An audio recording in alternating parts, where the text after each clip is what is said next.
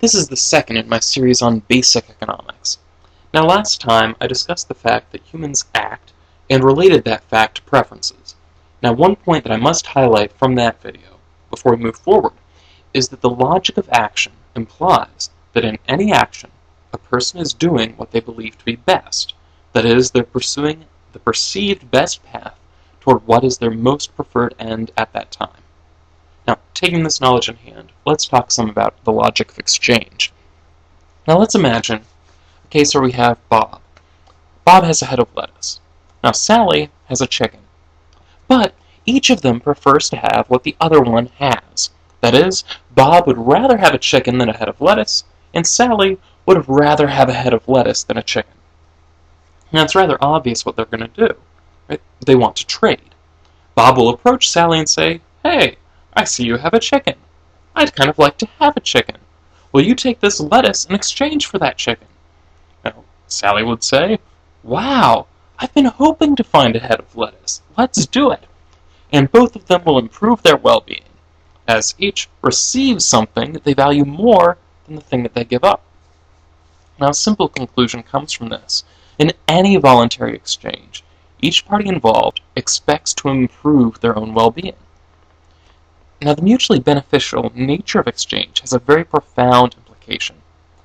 That is that diversity of preferences. That is, you and I will only bother exchanging if our preference orders are different. To make that clear, let's examine our example one more time. Say that Bob has a head of lettuce and Sally has a chicken. Both of them would rather have the chicken than the head of lettuce. That is, they have the same preference order. Now, what's going to happen in this case? Well, I imagine it would go something like this. Bob will approach Sally and say, "Hey, I see you have a chicken. I'd kind of like to have a chicken. Will you take this lettuce in exchange for the chicken?" And Sally will say, "Why would I do that? No way!" And they won't exchange. Now, why not? Because the exchange would be bad for Sally. She'd be giving up something she values more, the chicken, for something she values less, the lettuce. So she simply refuses to go along with it. So, if an exchange is expected to be bad for just one of the parties, it's not going to happen. Now, an additional point here arises. If information is good, then all mutually beneficial exchanges will take place. That is, if Bob and Sally know about each other and know that the other has something they want, then we expect them to make any mutually beneficial exchanges. Naturally, it takes time for this information to get out, but we expect the market to move toward that point, the point where all mutually beneficial exchanges have occurred. Now here, there's a significant impact for government policy. Right? The banning of any particular exchange will either do nothing because the parties wouldn't have exchanged anyway, or it will prevent an exchange that is mutually beneficial to those who decide to undertake it. The requirement of a particular exchange, that is, requiring that it happen, will either do nothing because the parties would have done it anyway, or it will force an exchange that is bad for at least one of the parties involved. So, any time the government forces or prevents an exchange, it's definitely hurting someone, though it might be helping someone, possibly. After all, Bob would have been very happy if Sally had been forced to give him the chicken and take the lettuce. So, from the pursuit of preferences, we've determined that, at times, exchanges will be mutually beneficial. We've also determined that, if a voluntary exchange happens, it must be expected to be mutually beneficial to both parties in the exchange. If an exchange does not happen, it must have been expected to hurt at least one of the parties in the potential exchange, or perhaps the two people just didn't know about each other. Information was bad, in other words. Now, something you may not have noticed is that we've stumbled upon how prices are formed. After all, when Bob and Sally exchange, what's the price of the head of lettuce? It is simply a chicken. Similarly, the price of a chicken is a head of lettuce. Of course, this example gives prices in a system without money, a system we call barter. But what if money were involved? Let's say that Bob is willing to pay up to $30 for a chicken, and Sally's willing to sell the chicken for no less than $20. In that case, we can be confident that Bob and Sally will arrive at a mutually beneficial exchange. After all, Bob is willing to pay $30 for a chicken, and Sally's willing to take $20. But exactly what the price will be is not certain. all we can say is that the two will haggle and arrive at some price that's between $20 and $30. Now let's add an additional level of complexity. Let's say that there are two potential buyers, Bob and Tom.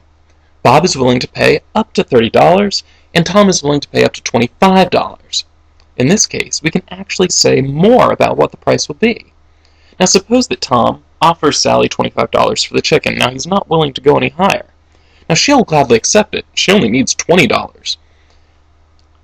But she'll only accept it if she doesn't think she can get more.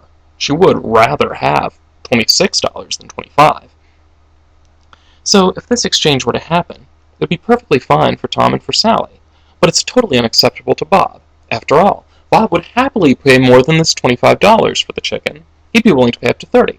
So what he'll do is he'll approach Sally and say, "Wait, don't take this $25 from Tom. I'll pay you more than that." So Bob and Tom would be forced to bid against each other, like in any auction, until the price is somewhere between $25.01 and $30. Now the price has to be higher than $25 to get Tom to stop bidding. He's willing to pay up to $25. And it can't be any higher than $30, or Bob will stop bidding. So the more potential buyers there are, we can say the lowest price will edge higher and higher. Also, we can be confident that the person who values the chicken most will get it, because they're going to be willing to outbid everyone else. As long as they have the money, the person who values the chicken the most is going to get it. Now we can approach things from the other side too. Let's say that Bob only wants one chicken, he's the only buyer, and he's willing to pay up to $30 for this chicken. Now Sally has one she's willing to sell. She's willing to sell it for $20 or more, but Jane also has a chicken and is willing to take $25 or more for it. Now in this case, we can say that the price for the chicken will be between $20 and $24.99. It has to be that low, or Bob will get offered chickens from both Sally and Jane.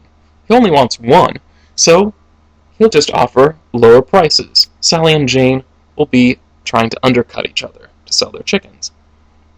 So, what will happen is that these two will undercut each other until the point where one of them is not willing to go any lower. In this case, it'd be Jane. She's not willing to go any lower than $25. So, Sally drops it down to $24.99, perhaps something less, something between $20 and $24.99, and Bob is willing to take that deal. Here we can be confident that the person who ends up selling the chicken is the one that values it the least. After all, they'll be willing to undercut all the other sellers. Now let's complicate things just a little bit more. Let's say we have a double auction. That is, we have two buyers and two sellers.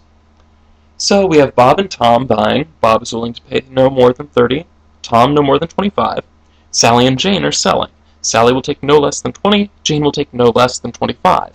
In this case, we can actually say exactly what the price will be. It's going to be $25. That is the only price in which the number of buyers is equal to the number of sellers. Say, for example, the price is $26. In that case, only Bob wants to buy. The price is simply too high for Tom.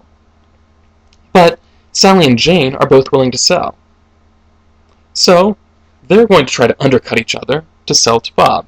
If the price is at $26, there will be pressure to push it down. Now let's say that the price is at $24. In this case, both Bob and Tom are willing to buy. But only Sally is willing to sell. So Bob and Tom are going to try to outbid each other for Sally's chicken. Now at $25, both Tom and Bob are willing to buy, and both Sally and Jane are willing to sell.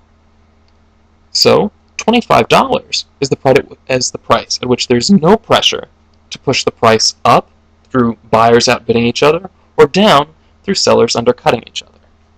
So there you have it. Prices arise naturally from this process of exchange. Now this is true whether there are a few sellers or whether there are many. It's true whether there are a few buyers or whether there are many. The logic of exchange and prices also guarantees that those individuals that value the items most will get it as long as they can pay. All that is necessary is for participants in the market to know that this opportunity for exchange exists, and everything else flows from the logic of preferences, which is founded on the logic of action.